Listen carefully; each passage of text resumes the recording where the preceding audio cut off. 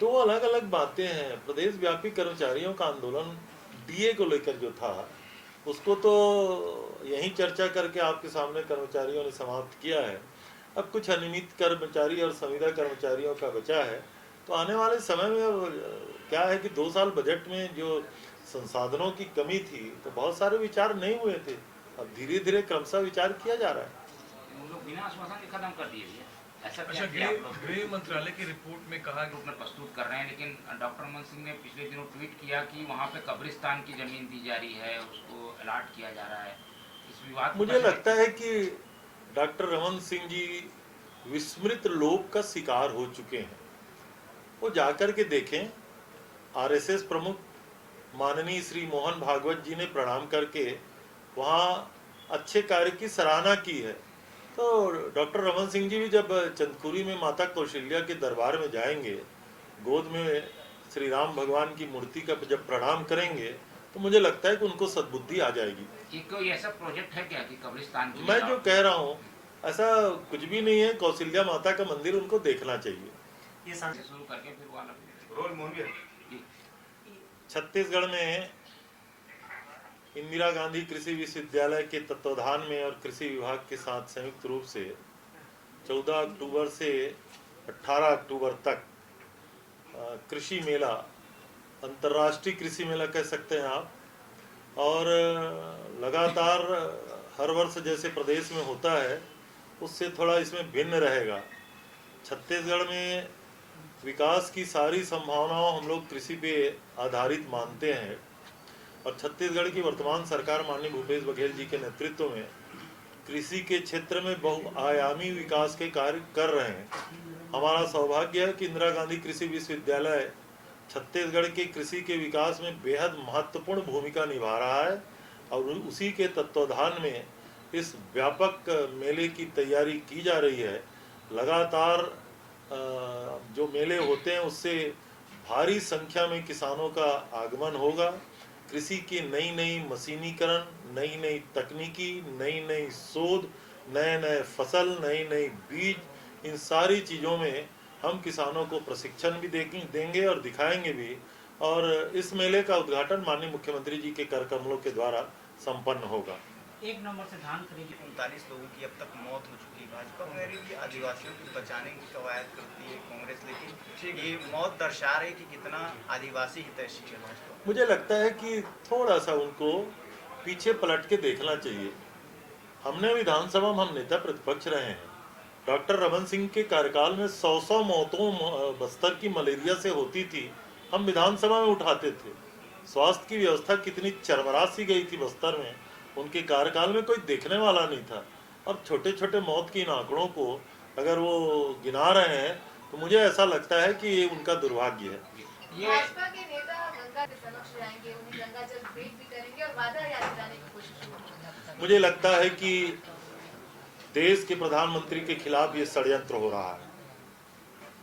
आदरणीय मोदी जी ने बनारस से चुनाव लड़ने के पहले सबसे पहले उन्होंने कहा था कि गंगा मैया ने उनको बुलाया है, वो महंगाई कम करेंगे, बेरोजगारी कम करेंगे, स्वामीनाथन आयोग की रिपोर्ट लागू करेंगे, किसानों की आय दुगना करेंगे, समर्थन मूल्य को 1.5 गुना करेंगे, और वो कुछ नहीं कर पा रहे हैं।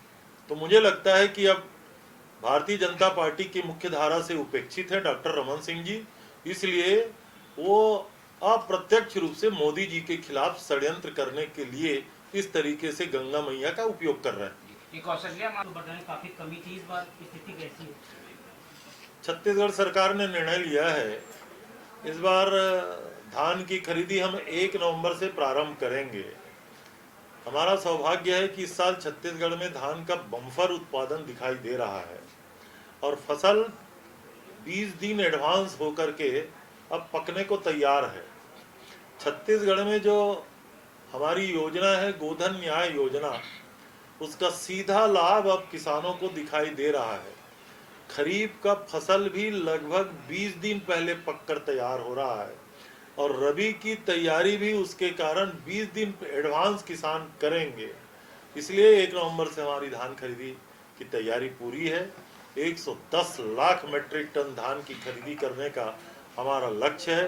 पिछले साल बारदाने की कुछ कमी हुई थी, हमने छत्तीसगढ़ के किसानों से पुराने बारदानों में भी धान की खरीदी की थी।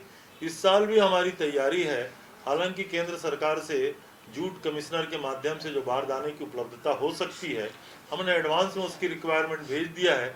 हम उम्मीद करते हैं हमें बारदाना मिलेगा, अन्यथा हम पुराने बारदानों से भी खरीदी की तैयारी करेंगे। आदरणीय मुख्यमंत्री जी ने सभी कलेक्टरों को निर्देश दिया है कि धान खरीदी की तैयारी शीघ्र करें। 1 नवंबर को सूखा फड़ जहां भी रहेगा वहां धान की खरीदी प्रारंभ हो जाएगी। जी, ये तिथि को लेकर आप बदहाल सड़कों को लेकर के प्रदेश व्यापी अभियान शुरू करने की बात है। ये छत्तीसगढ़िया ओलंपिक होने वाला है, छत्तीसगढ़ के जो खेल है उसको बढ़ावा देने के लिए आप लोग ओलंपिक कराने वाले हैं, किस तरह से होगा ये और कहाँ कहाँ की होगी सूचना? अब ये छत्तीसगढ़िया ओलंपिक की घोषणा हो चुकी है। गिल्ली डंडा बाटी कुगड़ी से लेकर के जो छत्तीसगढ़ी की परंपरागत खेल है उसका आयोजन होगा।